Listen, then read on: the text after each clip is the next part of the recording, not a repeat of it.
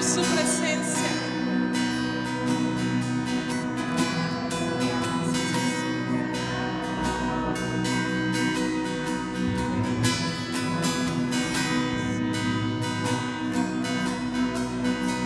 Al mundo busqué y no pudo llenarme. Ningún tesoro me pueda ganar, me saciará. Mas llegaste tú, me diste vida nueva. Cada deseo se cumplirá aquí en tu amor.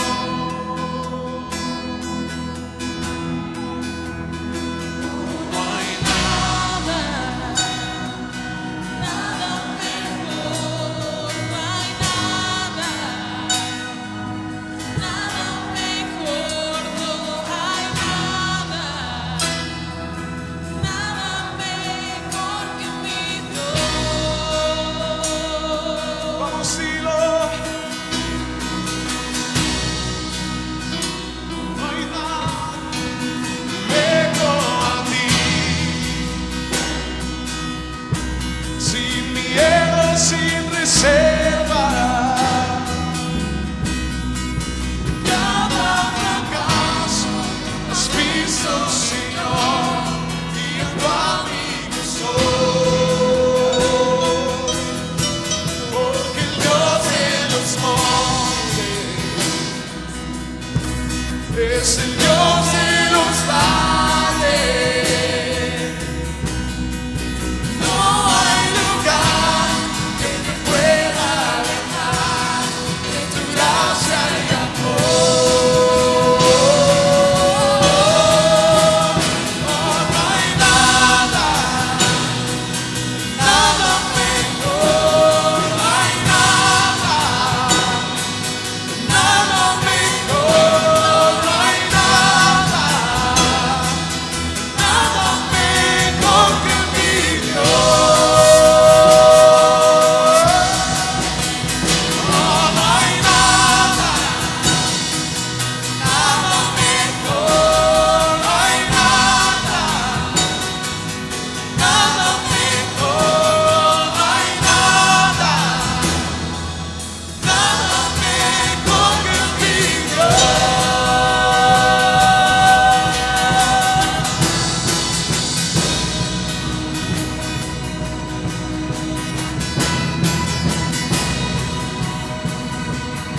Solo tú cambias lamento en danza, de cenizas traes vida, cambias culpa por gloria, sé que sana tu harás. Cambias lamento en danza, de cenizas traes vida, cambias culpa por gloria, sé que sana tu harás. De las ruinas y tumbas nacen nuevos caminos, resucitas los huesos, sé que estará tu harás. Oh, no hay nada mejor. Vamos, síguelo. Nada mejor, no hay Nada mejor que mi Dios.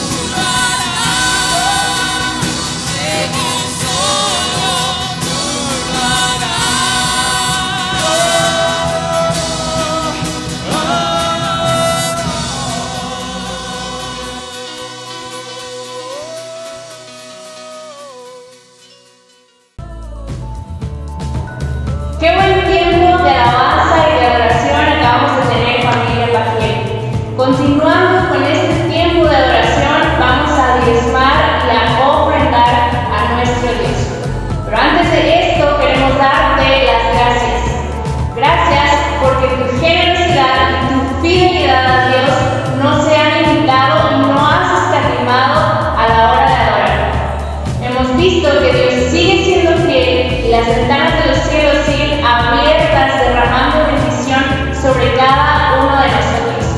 Hemos sido testigos de esta bendición en las familias y en cada una de las personas, mediante trabajos, mediante salud, salvación y muchas otras cosas más. Si quieres seguir siendo parte de esta bendición, te invitamos a que no dejes de dar. Te invitamos a que sigas bendiciendo mediante tus diezmos y ofrendas. Tenemos diferentes opciones. Los domingos a las 11 de la mañana puedes dar en el servicio presencial tu diezmo u ofrenda. O entre semana puedes venir en horario de oficina a Casa Pajiel. También puedes hacer una transferencia bancaria a nuestra cuenta. Recuerda que la fidelidad de Dios sigue estando en cada una de las vidas y la bendición se sigue derramando. No te quedes fuera.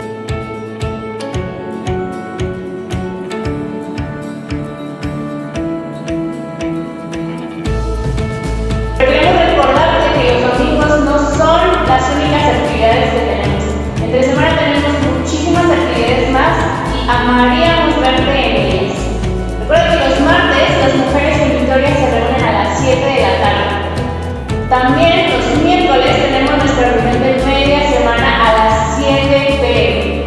Los miércoles tenemos diferentes expositores de la palabra de Dios y aprendemos muchísimo de lo que Dios habla a cada uno de ellos. Los viernes también tenemos nuestra reunión de oración, donde todos en conjunto como familia nos reunimos a las 7 de la tarde para clamar por las necesidades. Recuerda también que los sábados tenemos reunión de Visión Más y Visión Youth. Estar pendiente de nuestro Instagram y grupos de WhatsApp para más información de horarios y lugares.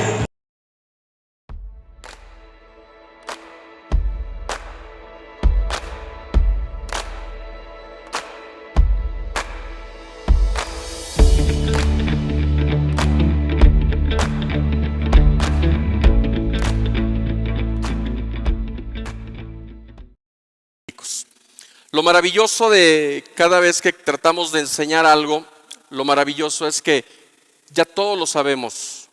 Lo único que hacemos es recordarlo. Los que tenemos mínimo un año de andar con el Señor, conocemos muchas cosas ya de Dios en nuestras vidas. Solamente lo vamos a estar recordando. Y hoy vamos a hablar precisamente de lo que es la economía de Dios. Y ahí en 1 de Timoteo, capítulo 1, ahora, vamos a tratar de guardar el mayor silencio para que la reverberancia no confunda el sonido. Quiero que me ponga mucha atención. ¿Por qué el Espíritu Santo me puso que diera este tema? Porque la mayoría de nosotros estamos buscando solución, respuesta. ¿Está de acuerdo conmigo?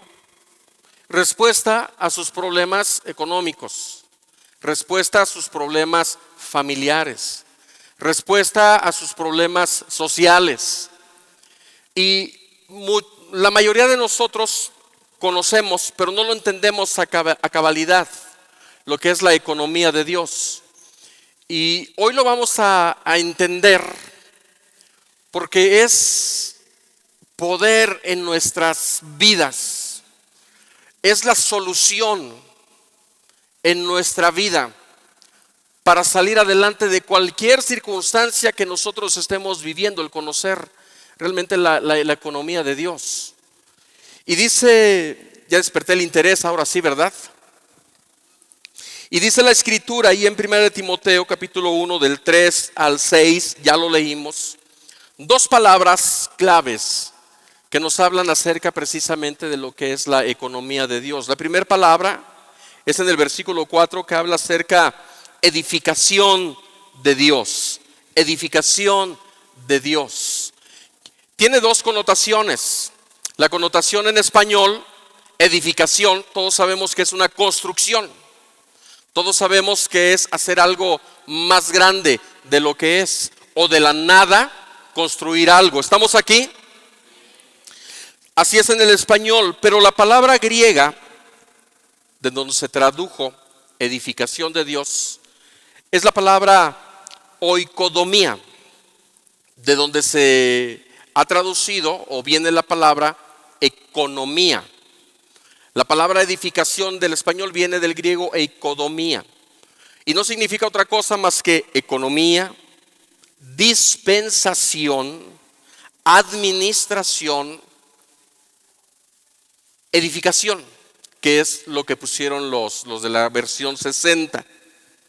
Quiere decir que la economía de Dios no es otra cosa, mis amados, que la forma en la que Dios, póngame mucha atención en esto, es la forma en la que Dios está cumpliendo su plan.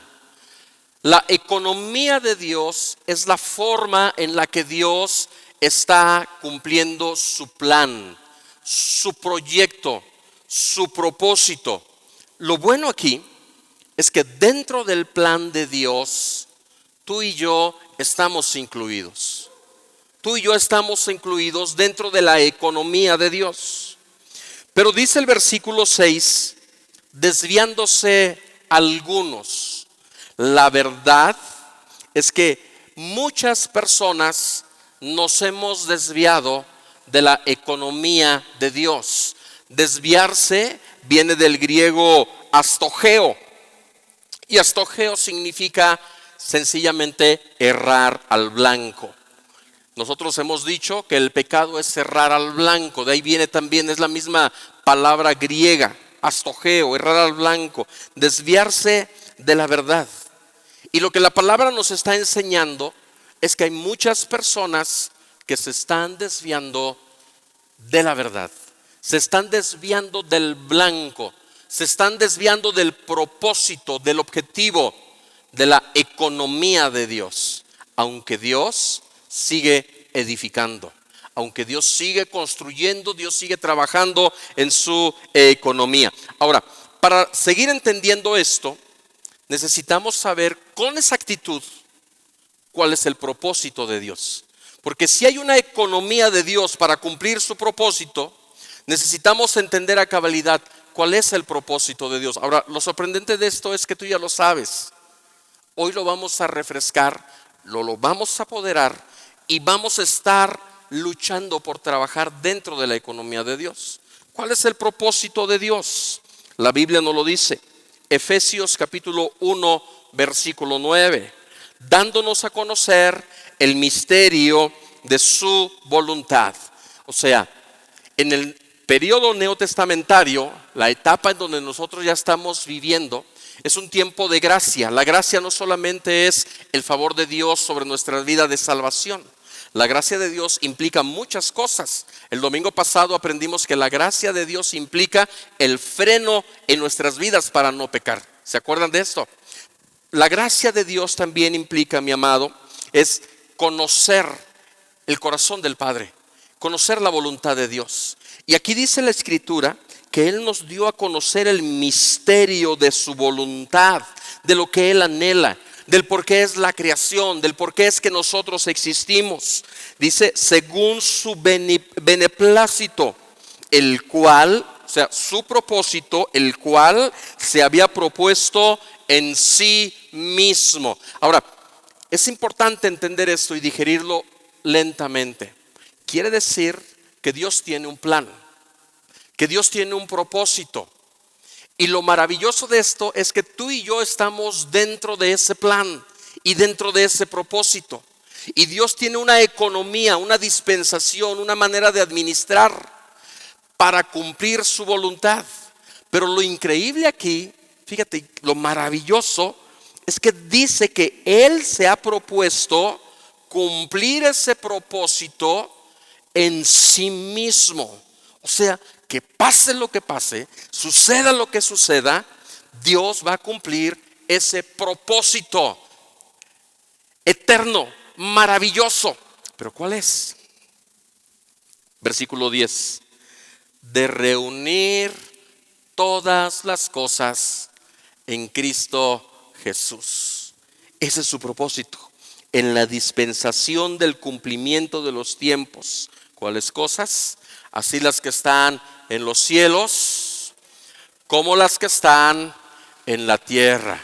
Quiere decir, nosotros lo llamamos como la vida eterna, nosotros lo llamamos la salvación, nosotros lo llamamos la nueva Jerusalén, nosotros lo llamamos estar en el cielo. El propósito y la voluntad de Dios es unir todas las cosas, pero en Cristo Jesús. Y dentro de ese propósito está tu vida y está mi vida. Y lo increíble es que Él lo va a hacer en sí mismo. O sea, no es algo que dependa de la naturaleza, no es algo que dependa de las leyes naturales, no es algo que dependa de la ciencia, no es algo que dependa del ser humano, no es algo que dependa de nada ni de nadie, sino que Dios ya lo estipuló, Dios ya lo decretó. Es lo único que puede decretar Dios, y Dios ya lo decretó. Su voluntad es que al final de los tiempos Él va a unir todas las cosas, así las que están en el cielo como las que están en la tierra, pero lo va a hacer a través de Cristo. Ahora, estos dos versos que te los acabo de parafrasear y explicar, los explica de una manera más sencilla la Biblia del lenguaje sencillo. Pon atención como dice. Si traes, googlealo. Efesios 1:9 en la Biblia BLC, Biblia del lenguaje sencillo. Dice: Dios nos mostró el plan que había mantenido en secreto. Siéntete orgulloso por eso. Eres el confidente de Dios. Dios nos mostró el plan que tenía en lo secreto y que había decidido realizar por medio de Cristo.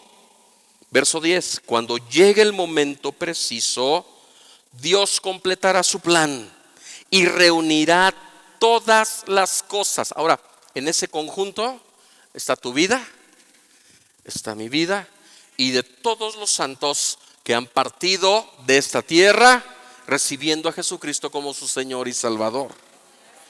Dice aquí: tanto en el cielo como en la tierra, y al frente de ellas pondrá como jefe a Cristo Jesús. Estamos viendo cuál es su propósito. Ahora, más claro lo dice todavía la Biblia de las Américas. Los que están googleando los textos, googleenlo en LBLA, la Biblia de las Américas. Fíjate, lo dice más claro. Nos dio a conocer el misterio de su voluntad según el beneplácito que se propuso en él, con miras a una buena administración en el cumplimiento de los tiempos. Aquí la Biblia del lenguaje sencillo nos habla más directamente de la economía de Dios, cómo está involucrada dentro de lo que es su voluntad. ¿No los he revuelto? Es muy importante que me capten esto al principio para que logren entender la segunda parte. Dice: Dios completará su plan y reunirá todas las cosas tanto en el cielo como en la tierra. No, estoy leyendo LC. La Biblia del lenguaje actual dice: con miras a una buena administración en el cumplimiento de los tiempos, es decir, de reunir todas las cosas en Cristo, tanto las que están en los cielos como las que están en la tierra. Entonces, después de estas tres versiones que hemos leído de Efesios 1:9 al 10, ya conoces cuál es el propósito de Dios. Ya conoces cuál es la voluntad de Dios sobre la humanidad al fin del siglo, al fin del mundo. ¿Cuál es la voluntad de Dios? Reunir todas las cosas, tanto las que están en el cielo como las que están en la tierra. Y lo importante de esto es que allí está incluida tu vida. Y lo importante de esto es que no se va a cumplir ese propósito, o no está limitado, demarcado por ninguna ciencia. Es algo que Dios decretó y sí o sí se va a cumplir. Amén. Ahora, cuando nosotros vemos el propósito de Dios y lo entendemos que es juntarnos a ti, a mí, seres imperfectos, personas con tantos errores, personas con tantos problemas, reunirnos en la misma presencia de Dios, eso parece ser una misión imposible. Porque tú y yo estamos como humanidad alejados de Dios. La humanidad tiene un corazón duro delante de Dios. Somos rebeldes delante de Dios. Somos necios. ¿Cuántos en el transcurso de esta semana la libraron y no se pelearon con nadie? No hicieron coraje con alguien. ¿Cuántos la libraron? Parece una misión imposible. O sea, estos somos lo que Dios se ha propuesto, reunir en Cristo Jesús con Él al final de la eternidad. Esto es una misión imposible. Esta semana estuve lleno de casos resolviendo, bueno, no resolviendo, sino dando palabra para que el Espíritu de Dios hablara a los corazones de las personas que están pasando por situaciones muy complicadas. Todo, el origen de los problemas por nuestra rebeldía. ¿Hay gente rebelde aquí? A ver, levante la mano. Bueno, nada más hay 2, 3 que no son rebeldes, que sí obedecen. Todos los demás, puro rebelde que no quiere levantar la mano, no quiere obedecer. Nuestro carácter se debe a nuestras costumbres y malos hábitos. Aquí la cuestión es, papá, ¿cómo le vas a hacer? Ve a la persona que está a tu derecha, a tu izquierda, y es una persona imperfecta. Y la pregunta es, Señor, ¿y tu plan es unirnos contigo en Cristo Jesús? Ahora, la mayoría de nosotros queremos estar bien con Dios. ¿Puede levantar la mano si está de acuerdo con eso conmigo? ¿Quién de los que está aquí quiere estar bien con Dios? Pero ¿quién de los que están aquí dicen, quiero, pero no puedo? O sea, traigo problemas fuertes. Ya olvídate del vecino y de la persona que está enfrente de ti. O sea, traigo problemas fuertes conmigo mismo. O sea, mi carácter, mi temperamento, el vicio que tengo. Hay personas que están peleando y están luchando con un vicio. Y dicen sinceramente, yo quiero acercarme a Dios. Sinceramente yo quiero estar en la presencia de Dios. Diosito sabe que yo quiero, pero no puedo dejar mi berrinche. Soy de las personas que dicen, a mí nadie me la hace. Y el problema es que nadie quiere hacerte nada, pero tú con todo el mundo quieres, a todo el mundo quieres justiciar. O sea, porque eso está en ti. Y luego de pronto dices, ¿qué voy a hacer? Hay personas que dejan de venir al servicio porque se pelean en la mañana. O sea, y esto es muy común. Gracias a Dios porque todos ustedes son vencedores. Pero así, esa es la realidad de las cosas. O estoy hablando algo que es mentira. O sea, y decimos, Diosito sabe que sí quiero, pero hay algo más fuerte que yo, que no me permite sentirme libre para poder estar en la presencia de Dios. O sea, hay mucha gente afuera también de la iglesia, no solamente de nosotros, que no se quieren ir al infierno. Hay mucha gente allá afuera de la iglesia que no se quieren ir al infierno, pero dicen sencillamente, no puedo. Sencillamente no puedo hacerlo. Hay hijos que les dicen a su madre, porque la mamá siempre está, hijo, tienes que cambiar, hijo, tienes que reaccionar. Y los hijos explotan y le hacen, ¿qué crees que no sé que todo lo que me estás diciendo es verdad? Pero sencillamente no puedo. No puedo. Y ahora, todas esas gentes, Dios tiene un plan. Y su voluntad es unir lo imperfecto a la perfección de Dios. Y eso es algo que ya está decretado por Dios. Es algo que Él lo va a hacer. Ahora, aquí la pregunta es, papá, qué bueno que tú eres Dios. Porque si Dios me preguntara cómo le hacemos, yo me doy la media vuelta, ¿verdad? Y cierro la puerta atrás de mí. Así dice la canción. Yo me doy porque no sé la respuesta, pero Dios es sabio. Y por eso Dios dijo, Efesios 1:9, ya lo leímos, según su beneplácito, el cual se había propuesto cumplir en sí mismo. No sé si me está logrando entender, pero quiere decir esto, que es gracia de Dios. Porque Dios lo está haciendo solamente sin apoyo de nosotros. Él lo hace porque esa es su gracia y ese es su amor. Ahora, ¿cómo lo va a lograr? Dice la palabra, el cual se había propuesto en sí mismo. Pues bueno, en el versículo 10, de acuerdo a lo que la traducción de la Biblia de las Américas, a través de su buena administración, a través de su economía, a través de su dispensación, a través de lo que conocemos hoy como la economía de Dios. La versión 60 no dice economía, no dice administración, dice a través de su dispensación. Ahora vamos a entender esto. Por eso les decía, hoy no vengo con un sermón, vengo como maestro. Pero al final de cuentas va a ser una palabra que si la entendemos a cabalidad es poder. Es un poder vivo en nuestras vidas. Para comprender mejor esto de la economía de Dios, tenemos que entender la Trinidad de Dios. ¿Sabe usted que usted está en una iglesia trinitaria? La triunidad de Dios. Creemos en el Padre, creemos en el Hijo y creemos en el Espíritu Santo. ¿Por qué?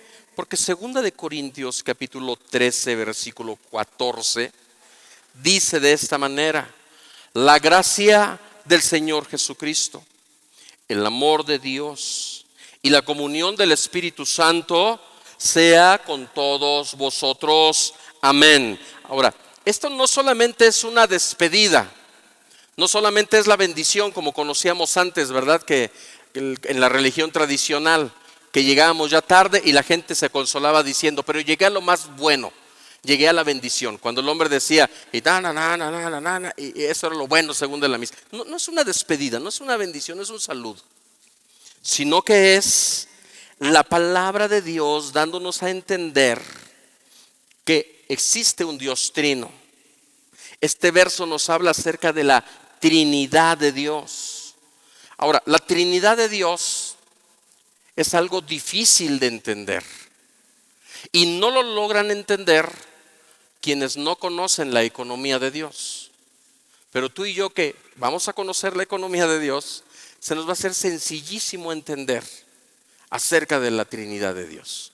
Este versículo nos está hablando que hay una fuente de amor. Dice aquí el amor de Dios. ¿Sabes quién es la fuente de ese amor? El Padre Celestial. El Padre Celestial, Dios es amor. De ahí fluye el amor. Él es amor, el Padre. Pero el Padre, para expresar su amor, lo expresa a través de Cristo Jesús. Por eso dice aquí, la gracia del Señor Jesucristo. Y la gracia del Señor Jesucristo es la fuente de la expresión del amor del Padre. Pero luego está diciendo aquí, y la comunión del Espíritu Santo. ¿De qué nos sirve saber que Dios es amor y conocer la expresión del amor a través del Hijo, Él dando su vida en la cruz del Calvario, si nosotros no podemos tener esa transmisión, ese sentir de esa gracia y de ese amor? Y quien transmite esa gracia a tu corazón y a tu vida es el Espíritu Santo de Dios. O sea, eso te lo estoy mencionando para que entendamos que creemos en un Dios trino, un solo Dios de tres personas, el Padre, el Hijo y el Espíritu Santo. Y estamos tratando de descubrir cómo va a lograr Dios su propósito. Bueno, Dios lo va a lograr a través de su economía, a través de su administración, a través de su dispensación. Porque vimos en Efesios 1:9 que Él va a lograr su voluntad en sí mismo. No necesita de tu ayuda, no necesita de la ciencia, no necesita de ninguna ley, más solamente de Él para poder cumplir su voluntad. Y para poder cumplir su voluntad y su propósito, Él se dispensa a sí mismo. Empieza a funcionar lo que es la administración de Dios o la economía de Dios. ¿Y cómo es que funciona? Primera de Timoteo, capítulo Primera de Timoteo capítulo 6, versículo 16, dice: el único que tiene inmortalidad, que habita en luz inaccesible, a quien ninguno de los hombres ha visto jamás, al cual sea la honra y el imperio sempiterno. Amén. ¿Sabes de quién está hablando allí el apóstol Pablo? Está hablando del Padre Celestial. ¿Y sabes qué está diciendo del Padre Celestial? Que Él es un Dios inaccesible. Él es un Dios al cual nadie lo puede ver. Él es un Dios que es sempiterno, pero la fuerza de su santidad es tal que si la presencia del Padre nosotros tuviéramos la oportunidad de verla, seríamos desintegrados al momento, por la santidad del Padre. Entonces, ¿qué es lo que hace el Padre? El Padre se dispensa en el Hijo. En su economía, en su administración, el Padre dice: yo tengo que dispensarme en el Hijo para que la gente ahora pueda tener ese acceso ante el Dios inaccesible.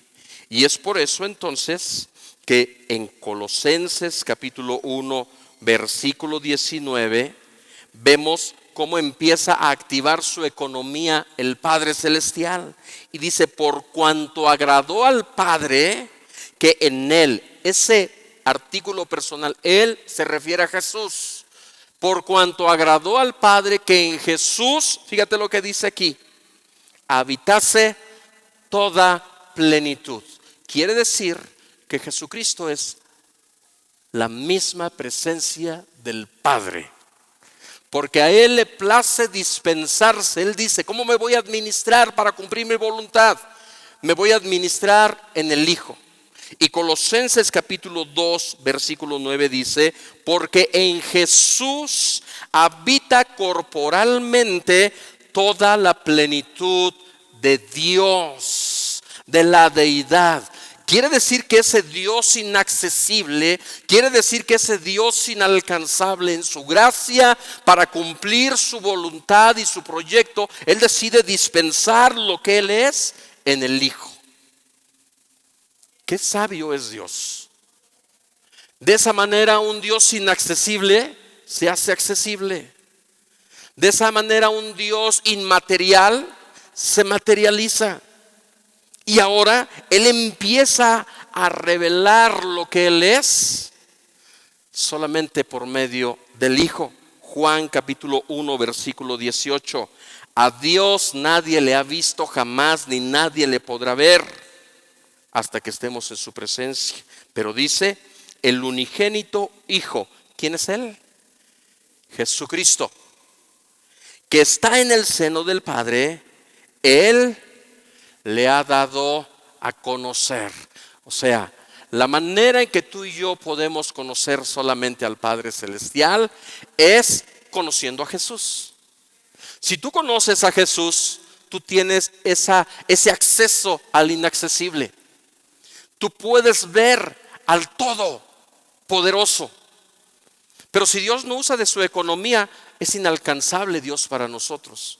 Por eso es que Dios en su economía se dispensa en el Hijo y empieza a expresarse a través del Hijo. Porque el Hijo, ahora Él es la imagen completa del Padre. Colosenses 1:15.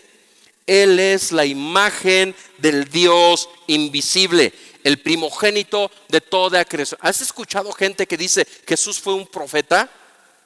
Tienen un 50% de verdad. No solamente es profeta, Jesús es Dios. Porque estamos viendo en la economía de Dios que a Dios le place administrarse y dispensarse en el Hijo para que ahora sea Dios mismo habitando entre la gente.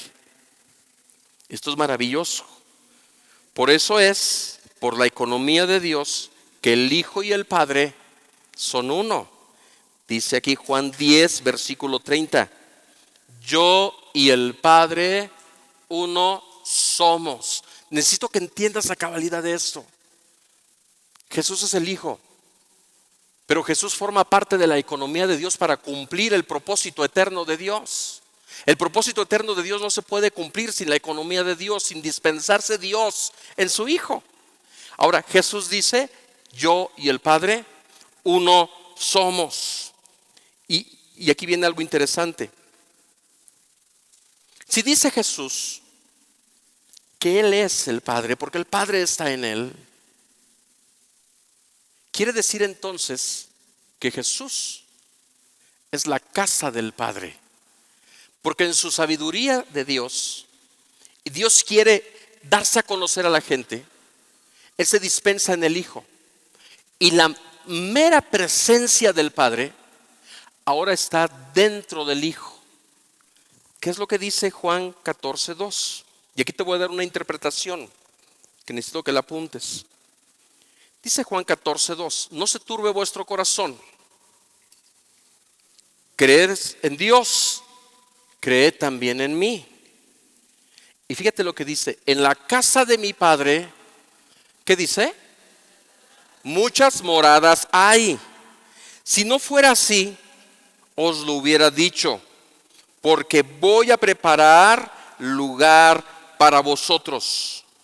Y si me voy y preparo un lugar para vosotros, vendré otra vez y os tomaré conmigo, para que donde yo estoy, allí estéis también vosotros. Este es otro verso de la Trinidad. Ahora, la mayoría de nosotros nos encanta la interpretación poética de este versículo. Y está bien. Muchos de nosotros hemos dicho, Jesús se fue al cielo y dice que en el cielo hay moradas para cada uno de nosotros. Bueno, si nosotros tomamos teológicamente esta interpretación, este versículo, para interpretarlo de esa manera, nos va a salir un teólogo y nos va a decir, estás mal en la interpretación. Pero si nosotros decimos, bueno, lo que pasa es que nuestra última morada va a ser en el cielo, entonces está correcta la interpretación. Pero está bien, no hay problema, podemos decir que hay moradas en el cielo. Pero ¿sabes lo que Jesús realmente está diciendo aquí tocante a su administración? Jesús está diciendo esto, no tengas miedo en tu corazón. ¿Crees en Dios? Cree que yo soy el Padre. Cree que el Padre está en mí. Porque yo estoy cumpliendo la economía de Dios. Y el propósito de que yo esté aquí, dice Jesús, es revelarte todo lo del Padre. Quiere decir que yo, Jesús, yo soy la casa del Padre. Y Jesús no está hablando del cielo. Jesús dice, y en la casa de mi Padre, ¿quién es la casa del Padre? Jesús. Muchas moradas hay. Porque Jesús es la puerta de salvación y de entrada a la presencia del Padre Celestial. Si así no fuera, dice el Señor Jesús, yo ya les hubiera declarado que yo no soy el acceso para que ustedes puedan estar con el Padre Celestial. Pero en la casa de mi Padre, yo, que voy a ser muerto por ustedes, que voy a dar mi vida y voy a resucitar al tercer día, en la casa de mi Padre va a haber morada y va a haber lugar para todos los que quieran recibirme y quieran acercarse al Padre. ¿Por qué? Porque el Padre está en Jesús. No los estoy durmiendo como maestro, como que estoy más lento. Fíjate.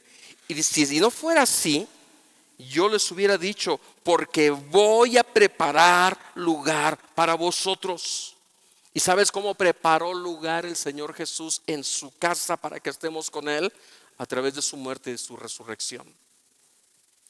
Y cuando Él muere, se va de este lugar. Por eso dice aquí, y si me voy y preparo lugar para vosotros, ganando la victoria sobre la muerte, vendré otra vez y los voy a tomar conmigo para que donde yo estoy, ahí estéis por siempre, ahí estéis siempre, también vosotros. No, le puse siempre, ahí estéis también vosotros. ¿Y sabes de qué está hablando aquí? De la dispensación de Dios, de la economía. Me voy a brincar un punto, del Espíritu Santo. Jesús corpóreamente no puede estar con todos. Ahorita lo voy a aclarar. Por eso Juan capítulo 2, 19 al 21 dice, respondió Jesús y les dijo, destruyan este templo. El templo es la casa de Dios. Y cuando ustedes lo destruyan, en 3 días lo voy a levantar. ¿Por qué? Porque Él es la casa de Dios. ¿Vamos bien, familia?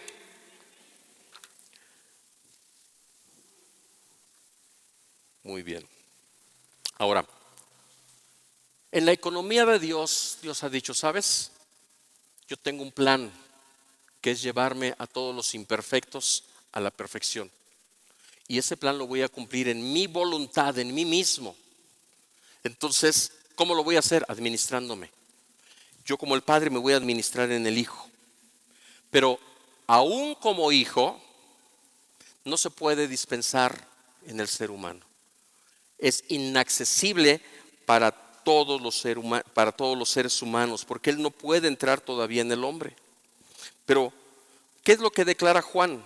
Capítulo 14, versículo 21. Estamos hablando de la economía de Dios y de su voluntad. Dice, el que tiene mis mandamientos y los guarda, ese es el que me ama. Y el que me ama será amado por ¿quién? Y yo le amaré y me manifestaré a él. Ahora, los discípulos eran como nosotros. Necesitaban que les repitieran 2 veces para entender las cosas. En el verso 21 le dice Judas, no el Iscariote, Señor, ¿cómo es que te manifestarás a nosotros? Pero nota lo que dice aquí. Y no al mundo. Nota la separación. O sea, Dios quiere cumplir su plan, su propósito, y Dios está administrándose a sí mismo para cumplirlo. Y dice aquí el apóstol, o Juan Marcos, dice de esta manera, ¿cómo es que lo vas a hacer, pero sin manifestarse al mundo? Versículo 23, responde Jesús y le dice, te voy a volver a repetir lo que ya te había dicho Judas. El que me ama, mi palabra guardará y mi Padre le amará.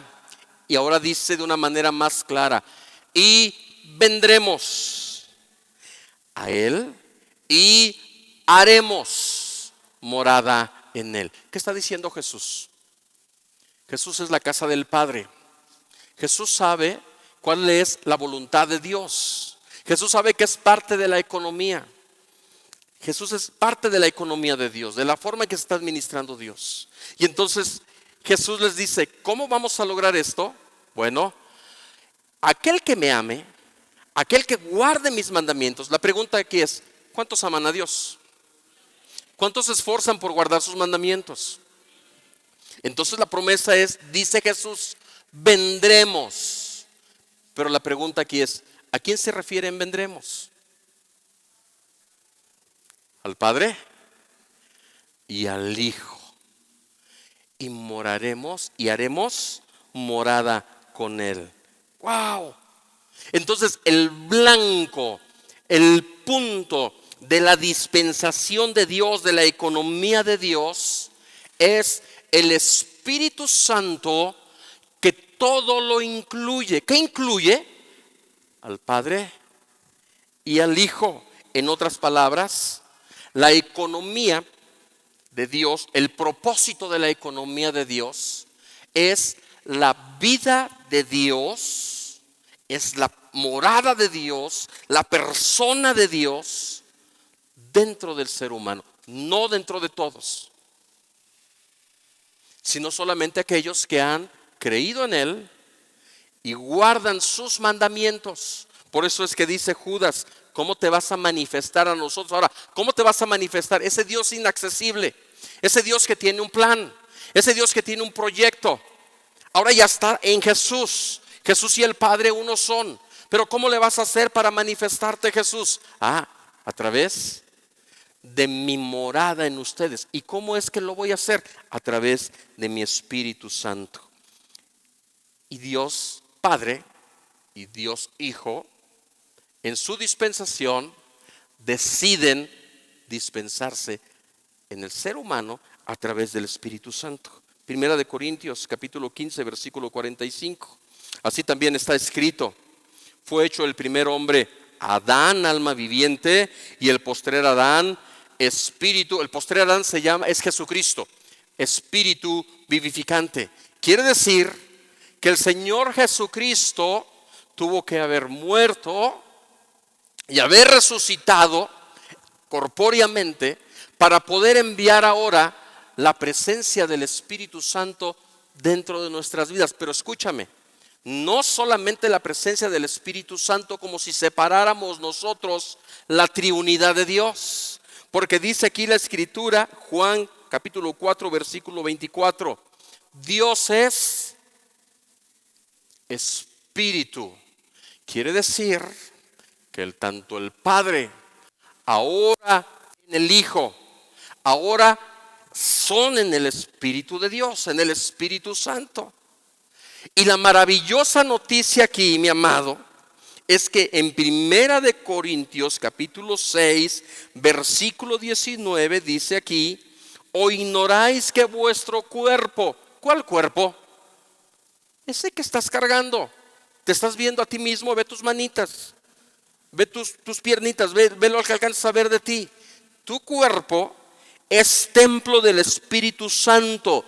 El Espíritu Santo está en ti, el cual tienes de Dios, porque esa es su economía, esa es su administración, porque esa es la manera en la cual Él se va a asegurar que pueda cumplir en sí mismo su plan y que no te pertenece. O sea, ¿cómo va a lograr su propósito el Señor? Lo va a lograr a través de su economía, de su dispensación en nosotros. Es la única forma en la que Él va a lograr unir las cosas terrenales con lo que está en el cielo. Jesús es la manifestación del Padre.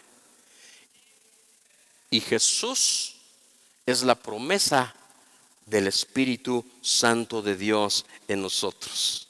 ¿Sabes cuál es la economía de Dios hoy en día? Y esto es una palabra poderosa. La deidad viviendo dentro de ti. Yo pensé que ibas a saltar de alegría. Ve a la persona que está a la izquierda o a la derecha. Vela, mírala. ¿Sabes quién está dentro de él? La deidad. La deidad. O sea, esto es algo poderosísimo que nosotros muchas veces no lo hemos entendido a cabalidad, no lo hemos interpretado como debiera de ser. Efesios capítulo 6, fíjate lo que dice, capítulo 4 versículo 6. Es un solo Dios y Padre de todos, el cual es sobre todos. ¿Sabes quién es sobre todos? El inaccesible, el invisible, el Padre celestial. Pero dice aquí, ahora no está sobre todos, por todos. ¿Sabes quién murió por todos? Este es Jesús. Y luego dice, y en todos. O sea, hay una frase que dice, es que es Dios. Antes era Dios el creador y después fue Dios con nosotros. Pero hoy en día es Dios en nosotros. O sea, no sé si estás entendiendo, la deidad, el Padre, el Hijo y el Espíritu Santo, si es que tú le has recibido y te esfuerzas en guardar sus mandamientos, la deidad está en ti. ¿Y para qué está la deidad en ti? ¿Para qué está la deidad en ti? Porque Dios tiene un propósito y ya lo vimos. Y es un propósito que sí o sí Él lo va a cumplir, no tú. ¿Y cómo lo va a cumplir Dios? A través de su administración, de su dispensación. Él se tuvo que dispensar en los tres para poder estar dentro de nosotros. Y es que así mírate cómo estás, durmiéndote. Dios está en ti. ¿Cuántos se pelearon hoy en la mañana? Dios está en ti. ¿Cuántos tienen problemas en sus matrimonios? Dios está en ti. Ahora, aquí viene la cuestión, la incongruencia. ¿Cómo es posible que Dios estando conmigo, yo esté viviendo todo lo que estoy viviendo? ¿Vamos ahí? Aquí vamos a hablar. Bueno, Jesucristo vive en nosotros. 2 Corintios 13:5. Examinaos a vosotros mismos para ver si estáis en la fe. Probaos a vosotros mismos. ¿O no os conocéis a vosotros mismos? ¿No saben que Jesucristo está en ti? 1 Corintios 6:19 dice: somos templo del Espíritu Santo de Dios, el cual está en nosotros, tenemos de Dios y no es de vosotros. Ahora, ¿qué provecho tiene la economía de Dios? Aquí viene el punto, ponme mucha atención. ¿Qué provecho tiene la economía de Dios? Además de lo que acabamos, que es obvio, tener la presencia, tener la deidad en nosotros, Padre, Hijo y Espíritu Santo, tenerlos, la deidad en nosotros, ¿qué provecho tiene? Vamos a verlo a través de un pasaje bíblico, Marcos 10:17 en adelante. Habla del pasaje del joven rico. ¿Se acuerdan del joven rico? ¿Se acuerdan de ese pasaje? Al salir él para seguir su camino, vino uno corriendo e hincando la rodilla delante de él le preguntó: Maestro bueno, ¿qué haré para heredar la vida eterna? Quedamos ahorita en un acuerdo que todos nos queremos ir al cielo, pero todos tenemos un problema y decimos: ¿cómo le voy a hacer? No puedo. O sea, no puedo lidiar con mi carácter.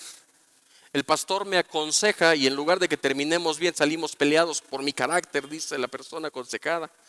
Soy metiche. No el pastor, estoy hablando de las personas, ¿no? Soy metiche. ¿Cómo es que voy a lograr salir adelante? Bueno, pero quiero la vida eterna. Jesús le dijo: ¿por qué me llamas bueno? Ninguno hay bueno, sino solamente uno, y ese uno se llama Dios. Los mandamientos sabes, le dice Jesús: no adulteres, no mates, no hurtes, no digas falso testimonio, no defraudes, honra a tu padre y a tu madre. Él entonces respondiendo le dijo: Maestro, todo esto lo he cumplido y lo he guardado desde mi juventud. Entonces Jesús, mirándole, le amó. Es el Padre. Y el Padre es amor.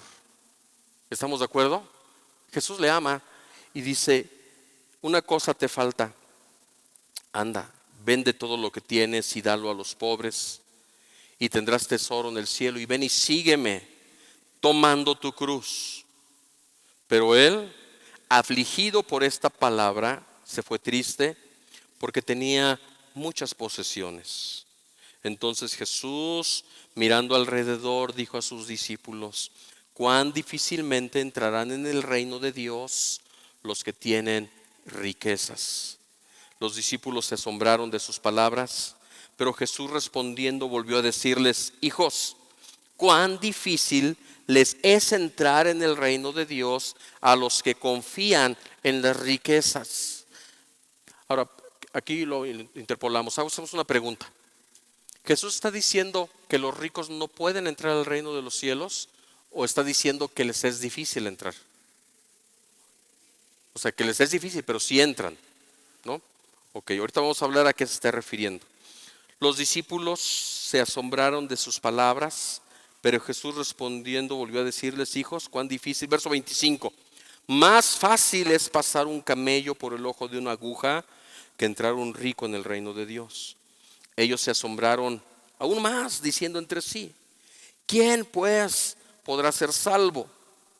Entonces Jesús mirándolos dijo: para los hombres es imposible, mas para Dios no, porque todas las cosas son posibles para Dios.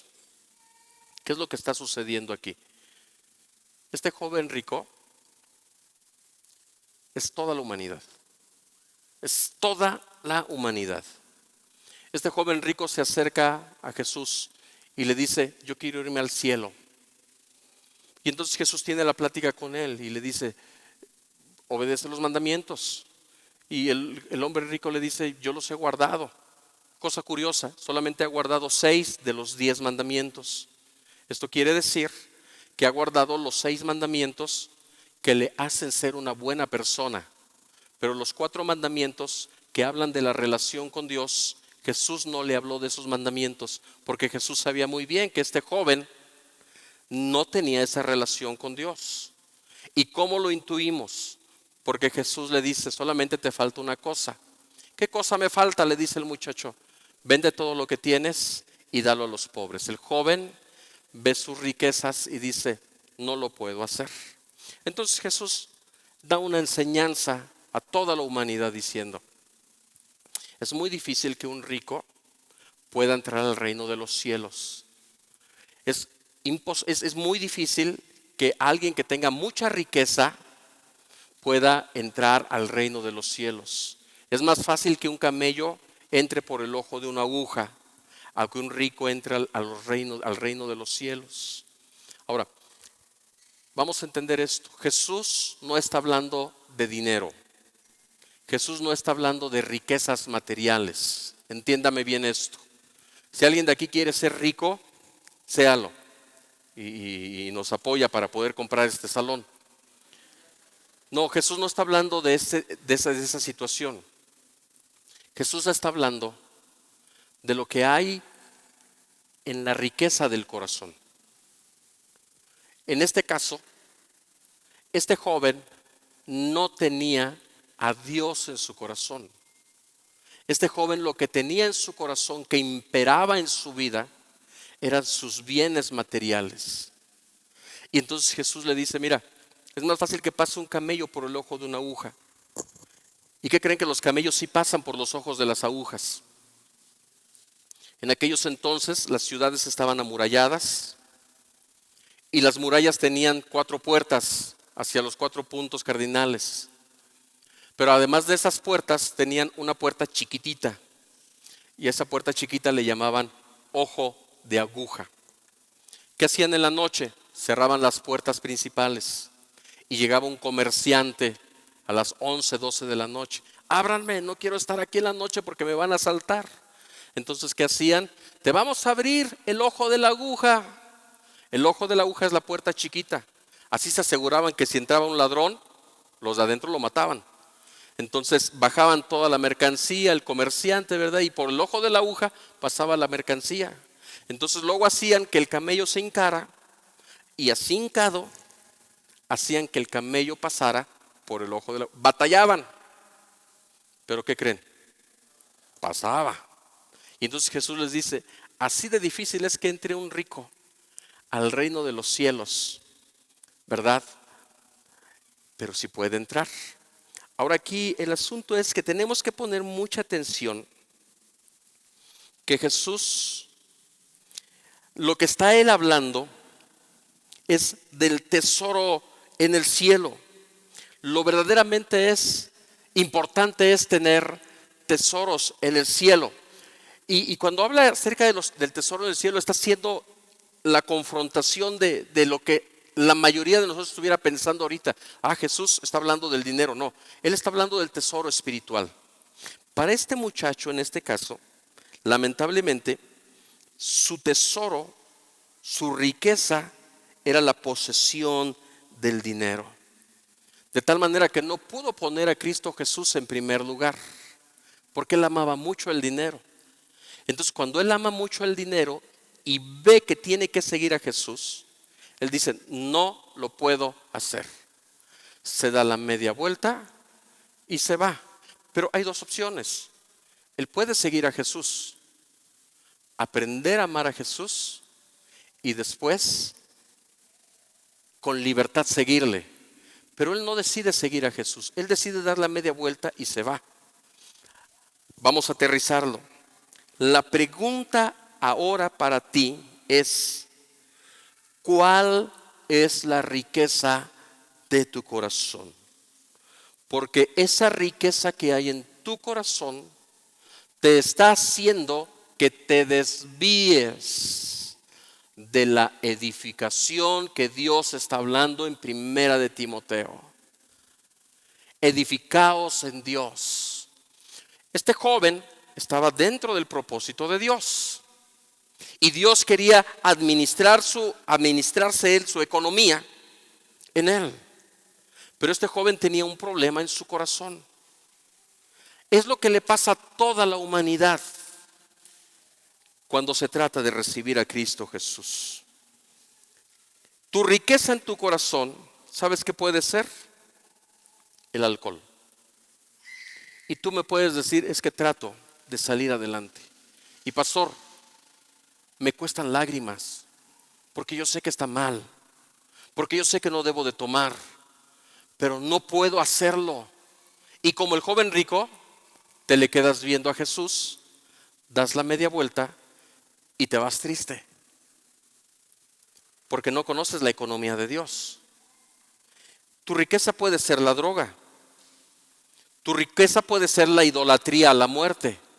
Es que pastor, todo lo que usted me está hablando es verdad, es cierto. Pero la Santa Muerte no me deja que me acerque a Jesús. Tu riqueza en tu corazón puede ser esa mujer o ese hombre que te está llevando al adulterio. Esa es la riqueza de tu corazón y dices, pastor, usted tiene la razón, la palabra de Dios tiene la razón y me dice que debo de dejar esa relación, pero ¿qué cree, pastor? No lo puedo hacer. Con lágrimas en tus ojos, no lo puedo hacer. Exactamente igual que la gente de afuera. Sí, sé que tienes la razón, pero no lo puedo hacer. La riqueza en mi corazón del adulterio es más fuerte. Para algunos otros, ¿sabes cuál es la riqueza de su corazón? El orgullo. Y no aceptan el consejo, no quieren aceptar la palabra por el orgullo que impera en su corazón. Y con lágrimas en sus ojos dice, ¿sabes qué? Yo nunca voy a perdonar, porque yo soy más orgulloso y sí, sé que me voy a ir al infierno, pero no puedo porque hay algo más fuerte en mí que me está haciendo vivir atado. El orgullo no me deja.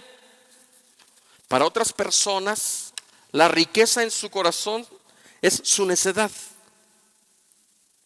Aferrarse a vivir, seguir viviendo en su error, a sabiendas que están en un error. Y nada más por estar moliendo. Y dicen, sé que tiene la razón, pastor, pero nunca lo voy a reconocer. Y voy a seguir viviendo en esta necedad. Y lloran porque dicen, no puedo hacerlo. Una vez una mujer me decía, ¿y tú crees que es feliz vivir así?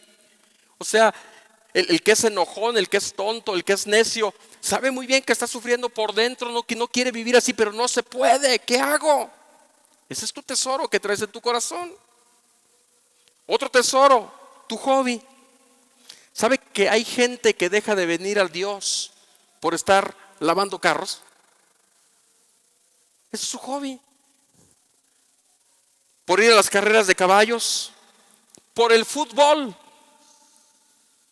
Y con lágrimas en el corazón dicen, sí, a lo mejor me voy a ir al infierno, pero no puedo dejar el fútbol. Parece de risa, pero eso es verdad. Y no lo puedo hacer. Por el carácter. Defiendes a capa y espada que a ti nadie te la hace, pero nadie te hace nada. Pero eres el súper enojón. Y dices, esto, o sea, lo tengo y Jesús te dice, deja tu carácter y sígueme. No lo puedo hacer. Y me doy la media vuelta y me voy. Me doy la media vuelta. Tus pleitos matrimoniales puede ser tu riqueza en tu corazón. Yo no voy a ir a la iglesia hasta que cambiemos, hasta que cambie mi esposo o cambie mi esposa. Hasta ese momento voy a ir a la iglesia. Y esa es tu riqueza. Para otros es el trabajo, el bendito trabajo. Ahora, Jesús estaba hablando de todo esto. ¿Y sabes por qué te digo que estaba hablando de todo esto? Porque los discípulos lo entendieron. Cuando Jesús les dice, un rico no puede entrar al reino de los cielos. Entonces el apóstol, me imagino que fue Pedro, les dice, ay, pues entonces ¿quién va a poder ser salvo? Pedro no era rico. Los discípulos que andaban con él no eran ricos, eran pobres. Entendieron muy bien que Jesús no se estaba refiriendo al dinero. Jesús se estaba refiriendo a lo que impera en el corazón humano y que hace que nos desviemos de la voluntad y del propósito que Dios tiene para el fin de los siglos. ¿Pero qué creen? Ese joven rico no sabía de la economía de Dios. Ese joven rico no sabía que no se trataba de él para entrar al cielo, sino que se trataba de Dios, porque dice Efesios que él se propuso hacerlo y cumplirlo en sí mismo.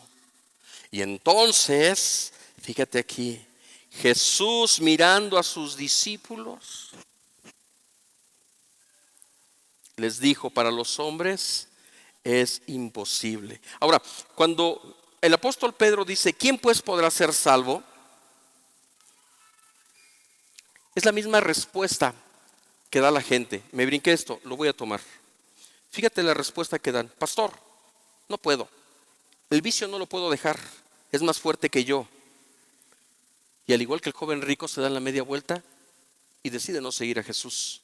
Pastor, yo ya no puedo con mi matrimonio. Y al igual que el joven rico, se dan la media vuelta y se van. Pastor, no puedo con mi carácter. Y al igual que el joven rico, dan la media vuelta y se van. No puedo con este deseo de adulterar. No lo puedo dominar, es más grande que yo. Y se dan la media vuelta y se van. Es más fuerte mi hobby por los autos, por el fútbol. No puedo dejar mi trabajo. ¿Y qué creen? Les doy la razón. No pueden, ni podrán jamás. ¿Y sabes qué? Dios vio eso, que tú y yo nunca íbamos a poder. Pero Dios es tan inteligente que Él decide: me voy a dispensar, me voy a economizar, a administrar. Y del Padre se dispensa en el Hijo, y del Hijo se dispensa en el Espíritu Santo, siendo los tres uno solo. Y dice aquí la Escritura, la respuesta que le dio Jesús. Entonces Jesús, mirándolos, les dijo, Marcos 10:27, para los hombres es imposible. Para ti es imposible dejar el alcohol. Para ti es imposible dejar de adulterar. Para ti es imposible dejar de ser necio. Para ti es imposible terminar los problemas matrimoniales. ¿Y sabes por qué? Porque somos seres humanos imperfectos. Pero viene la economía de Dios. Mas para Dios todo le es posible. Ay, no sé si entiendas. Apláudale fuerte al Señor en esto. Escúchame. Para Dios todo le es posible. En su economía Dios había previsto que nunca íbamos a poder solos. Nunca vamos a poder solos. Nunca de los nunca. Por eso es la vida de Dios actuando en nuestra vida, logra hacer lo que para ti y para mí es imposible. Pero sabes, por eso te digo, si el joven rico hubiera entendido ese concepto, hubiera entendido la economía, hubiera seguido a Jesús, y la vida de Dios en él lo libera de tal manera que él puede reconocer que lo que debe de ocupar el primer lugar es en su corazón, y Dios lo libera. ¿Por qué no he sido libre de mis problemas matrimoniales? ¿Por qué no he sido libre de mis problemas económicos? ¿Por qué no he sido libre del alcoholismo? ¿Por qué no he sido libre de ese espíritu que me está llevando al adulterio? ¿Por qué no he sido libre de ese espíritu que me está llevando a la pornografía? ¿Por qué no he sido libre de mi carácter y sigo siendo el mismo odioso de siempre? ¿Por qué no he sido libre? Porque no he entendido la economía de Dios.